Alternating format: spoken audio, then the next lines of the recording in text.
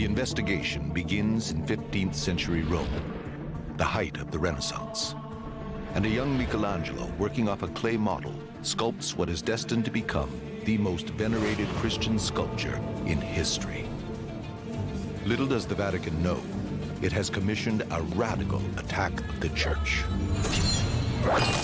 Is it true that the darling of the Italian art scene tricked cardinals and popes into publicly displaying forbidden symbols of a lost and condemned faith? The answers may lie in codes hidden inside his most famous artworks, including the Sistine Chapel.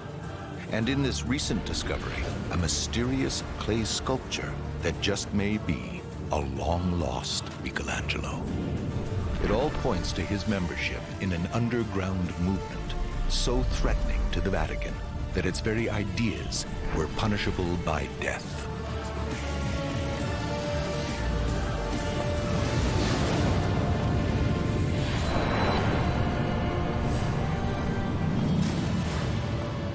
In 2003, at the back of a dark and damp antique shop, a small clay statue is discovered. It's in several pieces, poorly painted and terribly preserved. But there are traces of classic sculpting from the time of the great masters. It is handed over to restoration expert Dr. Loredana De Marzio. Perché non sapevo decidermi, non riuscivo a incominciarlo questo restauro, perché non sapevo cosa avevo davanti. E quindi parecchio tempo, molti mesi, è rimasto nel mio laboratorio. E quindi a un certo giorno, insomma, mi sono decisa e ho preso coraggio e ho iniziato a pulire tutto questo sporco, queste ripinture. Però, insomma, toglievo uno strato e ce n'era un altro, poi sembrava che ce ne fosse un altro, poi un altro ancora. What slowly emerges over 3 years of restoration is a terracotta artwork as old as the Renaissance. More surprising, its style, composition, and design are exactly like those of Michelangelo's Vatican Pieta in St. Peter's Basilica. If this statue is a Michelangelo, not only will it be worth hundreds of millions of dollars, but the hidden codes that are embedded in it could help solve a 500-year-old mystery. What were the secret beliefs Michelangelo cryptically wove into his most famous masterpieces? And why were they so deadly dangerous? Here we've got one very tantalizing secret in this statue. Roy Dolliner has been digging up Michelangelo's secrets for decades. It's now known that from a very young age, Michelangelo was absorbing pagan and long-forgotten unorthodox Christian teachings, forbidden knowledge that greatly threatened the Church. Michelangelo, in the late 1400s and then throughout the 1500s, he sees the Inquisition trying to eradicate all of this forbidden knowledge from the Christian world. So in order to preserve it, he starts hiding it in his artwork, starting at 17 years old. He's hiding subversive messages and forbidden wisdom in all of his artworks. The Michelangelo Code. What exactly did he hide? This recently discovered statuette could hold the missing key needed to decipher his most famous works, starting with the Vatican Pieta, arguably the most famous sculpture ever made. Pietas tell the Christian story of the hours following the crucifixion, when Jesus' body is lowered into the Virgin Mary's arms. Michelangelo sculpted this Pieta at St. Peter's at the age of only 24. It's very clear that Michelangelo set out to carve the most beautiful sculpture ever made, and I think in many people's minds that is precisely what we have. But in this Pieta, many suspect there is a secret message, one that is so contentious it has raised eyebrows for 500 years. The very moment that the Pietà is unveiled here in 1499, there's a controversy right off the bat. Why? Everybody loved it. They said it's the most beautiful statue since the fall of ancient Rome, but they said this kid from Florence is either stupid or nuts because the face of the Virgin Mary is about 20 years old. Her son is 33 on her lap, just crucified. She should be looking about 50 years old, and she only looks 20. Roy is convinced there is something forbidden in this youthful portrayal. It means something. But what? Mary is generally shown as young because she's a virgin, she's pure, and this was when someone criticized Michelangelo's Pietà for having carved a virgin that looked too young. That was precisely what he responded, was that she's so perfect that she's in some ways ageless. That's the story Michelangelo tells the Orthodox authorities. But Roy believes the symbolism here goes much deeper. Could Michelangelo be pointing to a woman other than the Virgin Mother? Now, after years of meticulous restoration, this mysterious statue could offer the key to understanding Michelangelo's cryptic message. Roy sees strange workings in this Pieta that he thinks continue in the Vatican Pieta. Is it a Michelangelo code? Before he scours it for clues, he needs to confirm that it is indeed a Michelangelo. The best way to do that is to compare the Pieta model to another statuette. This Michelangelo sculpture is what is known as a bozzetto. Bozzetto is a proposal model, or it's a preparatory model. It's just the artist thinking out loud. Now, this here is one of the most famous bozzetti, or models of Michelangelo. This is the Wrestlers. Renaissance artists would create a bozzetto like this as a presentation piece to win a contract. Could this terracotta Pieta be Michelangelo's long-lost bozzetto for the Pieta at St. Peter's Basilica?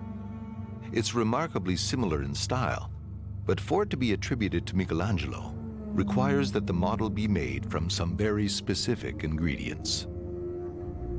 If you look at this, it looks like marble, but this is actually just baked clay. This is terracotta chiara, or light or white clay. Unlike other artists of his day, Michelangelo preferred mixing white clay because it produces a marble-like quality when fired. It contains a large percentage of lime, and it's easier to mold than the redder clays which contain more iron. This terracotta looks to be made from the same kind of clay as the Wrestlers. To make sure, a sample has been brought to the Stanti lab in Imola, Italy for chemical testing. The chemical analysis is a process that decomposes the sample as a chemical process that involves acids. In the liquid phase, we can analyze with the spectrometer the elements, all the elements in our sample. By superheating argon gas, this machine creates a plasma torch measuring 10,000 degrees, which vaporizes the liquid sample, breaking down the dissolved solids into atoms. As suspected, the chemistry shows a high percentage of lime. But Roy needs the expert opinion of a ceramicist. In an inconspicuous warehouse just outside of Bologna, artisanal potters employ the same techniques developed centuries ago. Roy asks master ceramicist Tommaso Imaldi to interpret the lab results. Che ti dicono questi numeri? Questi numeri parlano chiaro, dicono che praticamente è poco ferroso, è molto più, c'è molta più silice e calcio di una terra come questa, con dati inconfutabili, 48 e 23 di silicio, col calcio al 16,3 e 16,5. This sounds exactly like Michelangelo's preferred clay recipe. For Tommaso, it's strong evidence that this bozzetto is an authentic Michelangelo. Devo dirti la verità, istintivamente ritengo che questo sia veramente il modello di quella meravigliosa Pietà vaticana. Penso proprio di sì. But Roy needs a little more than an instinctual hunch. The strongest proof connecting this model to Michelangelo would be an official document. And that's exactly what Lisa Hillier found for him.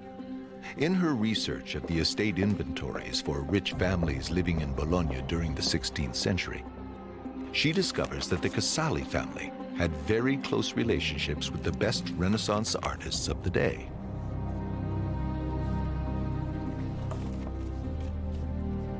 And I was particularly interested to find here a reference, un modello di una Pieta fatto da Michelangelo di terra cotta. And this translates as a model of a Pieta made by Michelangelo of terracotta. Roy is now convinced more than ever that this statuette is Michelangelo's proposal model for the Vatican Pieta. As one of his earliest sculptures, it could be the key to decoding hidden messages in Michelangelo's artwork. Do the secrets behind the controversial young face of the Vatican Madonna begin with this Bozzetto? In the original Bozzetto, there's been so much wear and tear on her face. It was the most repainted and retouched and touched part by the faithful over all of these centuries that we're not sure if it was youthful and smooth or if it's the way we see it today. The answer may be connected to an unexpected discovery on the statue. Beside the Virgin Mary and holding the hand of Jesus is a broken figure. Roy thinks he knows what it is. But do enough of its features remain for experts to rebuild it? And if so, what dangerous codes will it reveal? At the high-tech Protessa laboratory in Imola, Italy, Roberto Saponelli designs molds for anything from simple water bottles to Formula One race car shells. But today is a 500-year-old mystery in his hands. His team employs 3D scanners to map the surface of the terracotta statue that Roy believes is the model for Michelangelo's Vatican Pieta. They now have a digital model they can examine from any angle. Will it reveal messages hidden in this cryptic artwork? Una volta che abbiamo ottenuto il modello digitale dell'oggetto reale, possiamo cominciare a pensare di elaborare le nostre parti mancanti. Ci siamo permessi nel nostro piccolo di fare gli scultori virtuali vicino a degli artisti veri. And when the team begins to rebuild this broken figure, they discover something unexpected. In questo caso, andando a ruotare, possiamo apprezzare la parte posteriore, possiamo apprezzare come è stata per noi, insieme agli esperti d'arte, quella che poteva essere l'ala, le ali dell'angelo. Renaissance artists often included angels to symbolically depict Jesus' ascension to heaven. But this, Roy Dolliner knows, is something different. C'è la fascia che regge, certo, che regge le frecce. Roy invites Renaissance art historian Dr. Cinzia Chiari to view the terracotta. She confirms his suspicions that this is no angel. Non starebbe su un angelo. No, non ci sarebbe, no. Questo è chiaro, l'iconografia è chiara. Questa è la prova che non si tratta di un angioletto perché c'è questo balteo, questa fascia di pelle. A simple leather strap changes everything. Non è un angelotto, è un cupido perché ecco il balteo, sì, dove stava qua la faretra. Non si mette mai una faretra. No, ma era chiaro, era un segno assolutamente distintivo. Esatto. Verissimo. This strap once held a quiver of arrows, which makes this little figure a Cupid, a character Michelangelo was known for sculpting.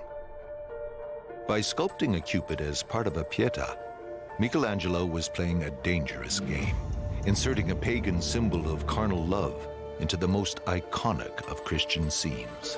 Guarda, c'è una differenza tra questo bozzetto, questo modello, e la Pietà Vaticana, la presenza di questo Cupido. In ancient Latin, he's Cupido, god of desire, also amor, meaning love. In ancient Greek, it's eros, the root for erotic. The sexual implications cannot be ignored. Cupid connects Jesus to a woman. Is this his mother or his lover? Sarà stato tolto sicuramente per quel motivo. Non poteva, doveva essere messo in una chiesa, era all'interno anche del Vaticano. Quindi l'idea è proprio questa, che lui tentò di fare una provocazione mettendo il Cupido e gli venne vietato. E quindi se voleva andare avanti a fare la pietà reale, lui doveva, diciamo, sottostare a quelle che erano le regole del tempo, quindi non si poteva permettere di aggiungere un simbolo pagano e quindi fu tolto. Cupido Neoplatonico. The team believes Michelangelo was censored before he started work on the Vatican Pieta. Per la cappella più gettonata, più importante, più status in tutto il Vaticano nell'epoca. Assolutamente. Dunque... Non si poteva, no, non si poteva, era quasi blasfema la cosa. Sì. Non si poteva. What kind of love story was Michelangelo trying to convey? For an artist living in the days of the Vatican Inquisition, this was a deadly pursuit. Sanctioned by the Pope, inquisitors eagerly sought out anyone who attempted to express a personal religious view that conflicted with church dogma. Acting as judge, jury, and executioner, they sentenced thousands to the pulley, the rack, or to be burned at the stake.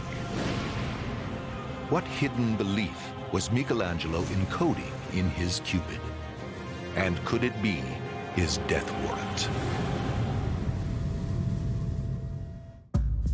Could Michelangelo have preserved a secret history about Jesus that, if revealed, would have meant his death? Did he embed his art with dangerous themes? This sculpture may at long last reveal his source code. This little figure is a Cupid, the pagan symbol for erotic love. If this is the model for Michelangelo's Pieta, the woman holding Jesus could not be his mother. It must be his lover. But if she's not the Virgin Mary, who is she? To find out, Roy Dolliner asks us to step back 500 years. Florence gets obsessed with all the mystical wisdom of the ancient world. They want to know what the ancient Babylonians knew, the ancient Greeks, the ancient Egyptians, and the ancient Jews. But much of this knowledge is forbidden by the Catholic Church. According to the Inquisition, all salvation came through the one true church and the one true faith. Now, here in Renaissance Florence, they're taught that truth and beauty and ancient knowledge can also lead you to salvation. This was anathema to the Inquisition. So it became very dangerous to learn these things, to teach them, and to talk about them in public. Nonetheless, behind the palace walls of Florence's leading family, the Medicis, the Renaissance continues. In their passion for scouting talent, they adopt a 13-year-old Michelangelo and bring him into the very heart of a secret, heretical society. Was it here that Michelangelo learned the beliefs of a subversive religion? He's got the best minds in the 1400s teaching him privately here. And this is all the stuff that's forbidden by the Inquisition by Rome. So all of a sudden it's like he's 13 and he gets access to a pile of Playboy magazines and stuff he's not supposed to be looking at. And he loves it. And like anything he loves, he learns it very, very thoroughly.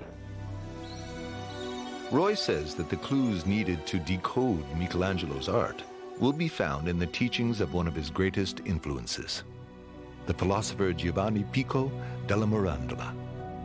The things that we find in Pico's translations and his writings, we see in Michelangelo's artwork. Pico shared with Michelangelo his translations of Latin, ancient Greek, Arabic, and Hebrew, and he exposed him to anatomy and dissection. Now remember, the prohibitions on artists back then is you can't study human anatomy by dissecting corpses.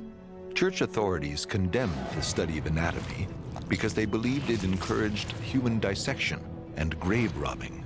Certainly, dissection was outlawed, but we know that both Michelangelo and Da Vinci did this. There's no way they could have had knowledge of the human form without that sort of anatomical dissection. Displaying a detailed knowledge of dissection could have put Michelangelo at great risk from the Inquisition. but only a select few could pick up on his scientific understanding of the human form, making it a perfect code to embed in his art. È pazzesco, guarda.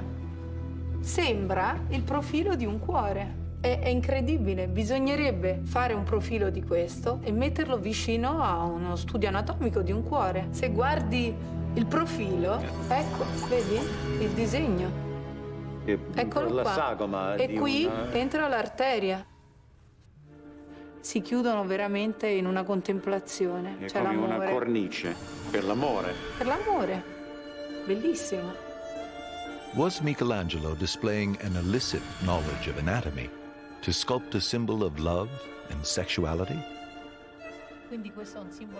This would have been in keeping with pre-Christian thought, Kabbalah, and Jewish mysticism, as taught to him by Pico della Mirandola. In Judaism, they took especially seriously God's mandate to be fruitful and multiply, and they believed that sex was sacred. Whereas the church celebrated virginity, Michelangelo was celebrating sexuality. It's not all about spiritual things, it's about taking care of the needs of flesh and blood.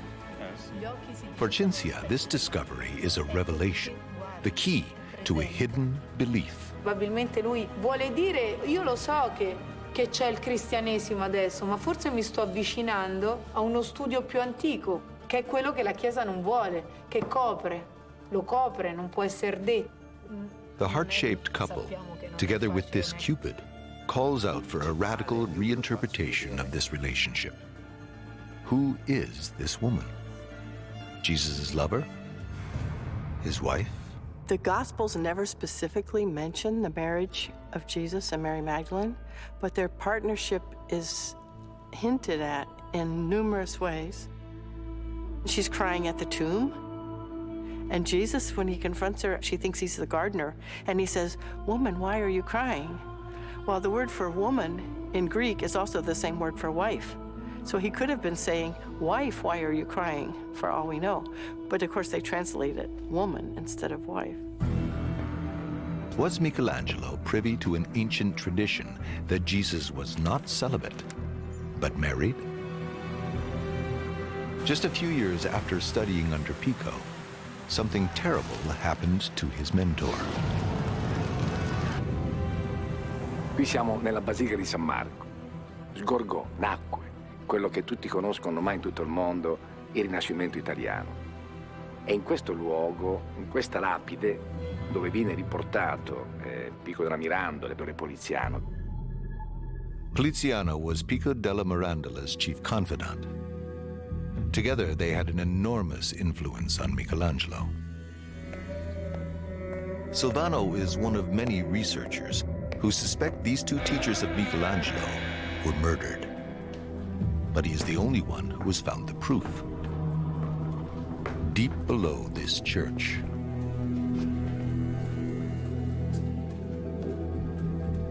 Qui sono sepolti i resti mortali in questa cassa di Pico della Mirandola e Benivieni e in questa di Poliziano. In two coffins, the remains of 3 Renaissance men. Inside the large coffin, Michelangelo's favorite teacher, Pico della Mirandola, and his intimate friend, the Florentine poet, Girolamo Benivieni. Quello che si vede qua è il Benivieni, il poeta, ha ancora lo zuccotto mummificato. E questo è il teschio del grande Pico della Mirandola con una memoria di ferro.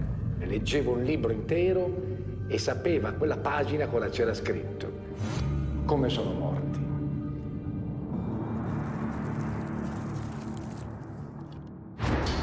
After exhuming these remains from the church tomb, Silvano's team sends them to the University of Bologna to test bone samples.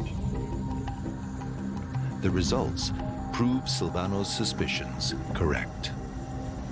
Il risultato era inequivocabile, scientificamente corretto, che Pico e Poliziano erano morti avvelenati d'arsenico.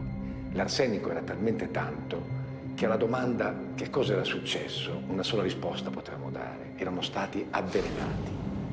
Quindi anche dalla Chiesa romana, da quella Chiesa corrotta, da quella Chiesa degradata, era partito forse l'ordine di eliminare questi personaggi.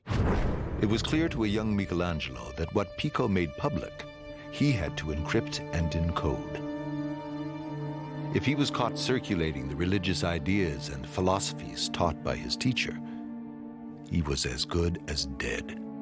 He sees the Inquisition trying to wipe out the study of the things that he loves studying in this very palace.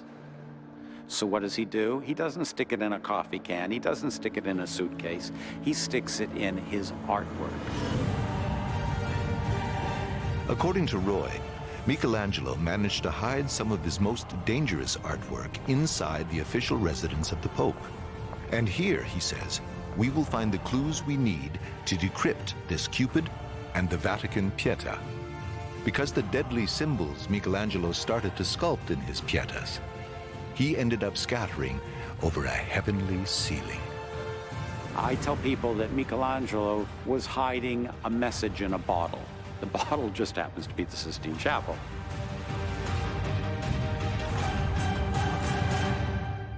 The Sistine Chapel, the Holy of Holies for Christianity. Roy Dolliner believes this ceiling is covered with Michelangelo's religious secrets. There is all painting before this ceiling and all painting after. He breaks every rule, not only of his subversive messages, he breaks every rule of painting that there is. And Roy says, understanding Michelangelo's hidden messages on this vast canvas will reveal the source code needed to decipher the terracotta Pieta. What could be Michelangelo's earliest encryption work, this Cupid, was intricately refined in one of his greatest masterpieces. In 1508, Pope Julius II commissions Michelangelo to complete an enormous task, painting the ceiling of the Sistine Chapel. It had been several years since Michelangelo witnessed the suspicious deaths of his two teachers. According to Roy, Michelangelo inserts their teachings and anti-papal messages in his new commission. What does he put over the Pope's door? He doesn't put Jesus. He puts a minor Hebrew prophet, Zechariah. But in a crafted compliment, Michelangelo paints his Zechariah with the face of the Pope. It is a portrait of Julius II.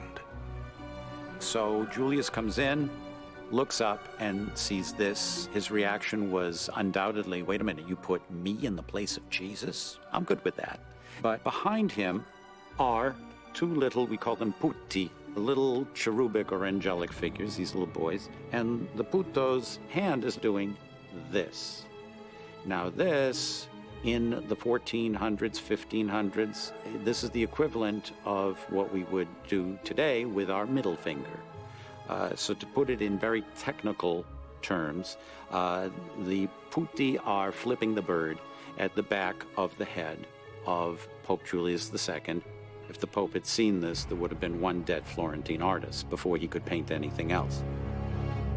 But the gesture escapes Julius, and so, over the 4 years it takes Michelangelo to paint this massive ceiling canvas, he is able to fill his work with his hidden messages. Once again, he hints at the sexual narrative he portrayed years earlier with his Pietà. The central panel of the Sistine ceiling is marked by the moment when Eve tempts Adam and mankind falls. Now, in the 15th century, and into the 16th and into the 17th century, there was a great debate going on as to what that moment of fall was. Did Adam and Eve have sex in the garden? If they did have sex, did they enjoy it? And if they did have sex, what sort of position did they have sex in? What Michelangelo seems to do is, if you spin Eve's head 180 degrees, her face smacks right into Adam's genitalia, suggesting a type of sex that was totally enjoyable and non-reproductive, which of course goes against all of church teachings. Michelangelo depicts humankind's earliest experiences as sexual, natural, and sacred. But this isn't the first piece of the Michelangelo puzzle. The first piece of the puzzle, the most famous panel in the whole ceiling, the creation of Adam, the first human being. Now, there'd been a lot of debate. People saw this whole busyness with the cape, the royal purple cape of God, and angels having to hold God up in the air. People said, why is that? Doesn't make sense. Why is this blue-green rag hanging down like the tail of a kite? In 1975, an American surgeon, Dr. Frank Lynn Merschberger from Indiana, looked up and he says, oh my goodness, cerebrum, cerebellum, cortex, occipital lobe, pituitary gland, brainstem that comes down to begin the spinal cord. It's the perfect cross-section of the right hemisphere of the human brain. Michelangelo was again showing off an incredible mastery of anatomy that he'd learned illegally back in Florence. Royce discovered that he was using this knowledge to point to something greater. Now, it's not just showing anatomy, it's also showing another forbidden course of study, Kabbalah. In Jewish prayer, every morning and every time you use the restroom, you thank God for all the wisdom of this amazing design of the human body. And we say that God created Adam, the human form, the human prototype, with chokhmah, with divine wisdom. And divine wisdom on the Kabbalistic tree of life perfectly corresponds with only one part of the human body, the right hemisphere of the human brain. So in the Sistine Chapel, God is creating Adam with divine wisdom, with chokhmah. But in typical Renaissance fusion, Michelangelo is also referencing his favorite ancient Greek and mystical Christian influences. Chokhmah, in Greek philosophy for Plato, would be Sophia, the female image of wisdom. And God, creating Adam, has his arm around the classical Greek feminine figure of Sophia. Sophia is the goddess who leaves heaven and decides to go to earth. And she experiences all the degradation of being a prostitute. And finally, she cries out to heaven and begs for help.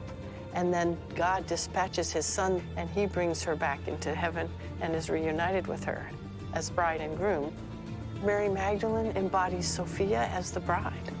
What if Michelangelo is gently guiding us through his ceiling codes to tell us of a secret and sacred marriage? In this panel, he rejects the papacy and its twisting of his faith. In this panel, he portrays our human sexuality as natural and sacred. And in this panel, it seems he portrays the divine wisdom, referencing Magdalene as the wife of Jesus.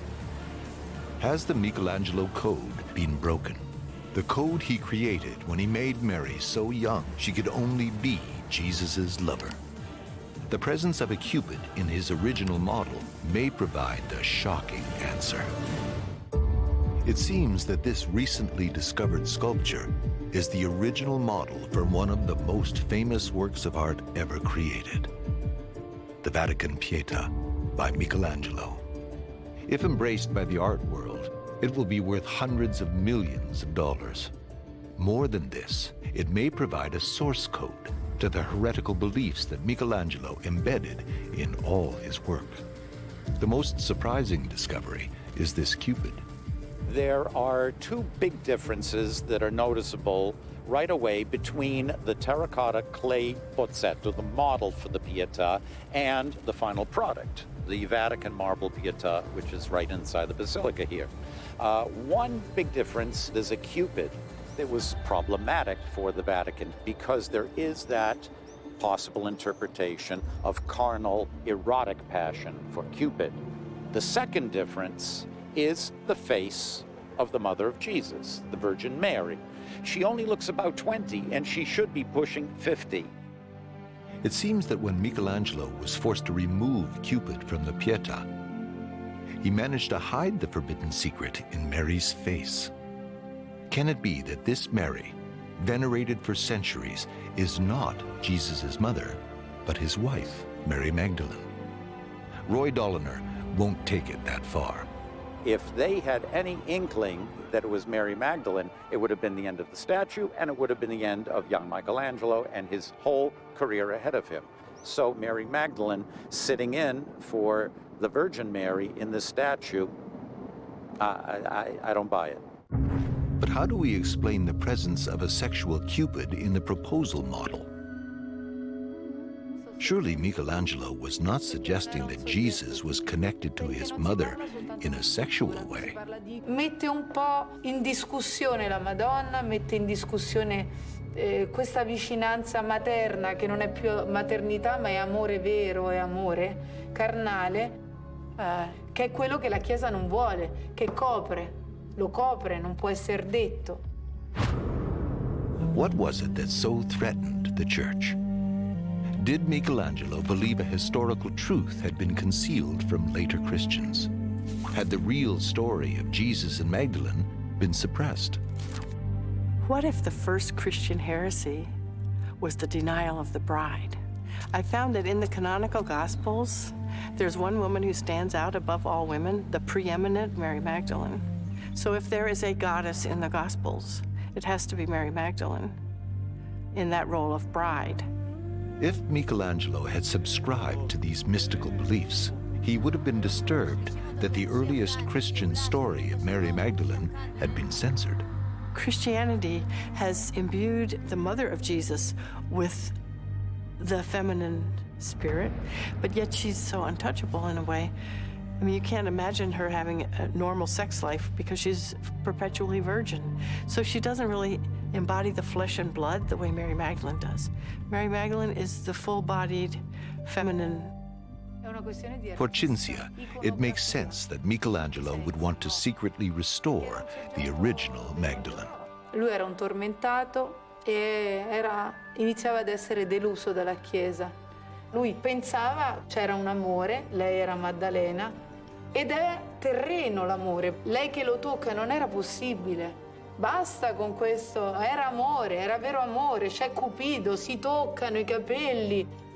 Lei è giovane quanto lui, basta.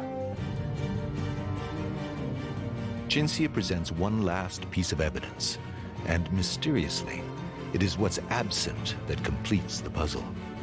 At the end of his life, the smoking gun for Mary Magdalene was brutally removed from this sculpture.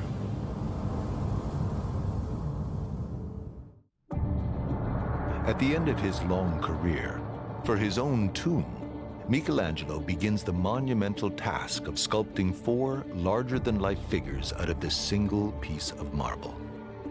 Jesus, the Virgin Mary, Mary Magdalene, and in a self-portrait, he sculpts his own face onto Nicodemus, the man who buried Jesus. But it is Jesus' missing leg that calls the most attention.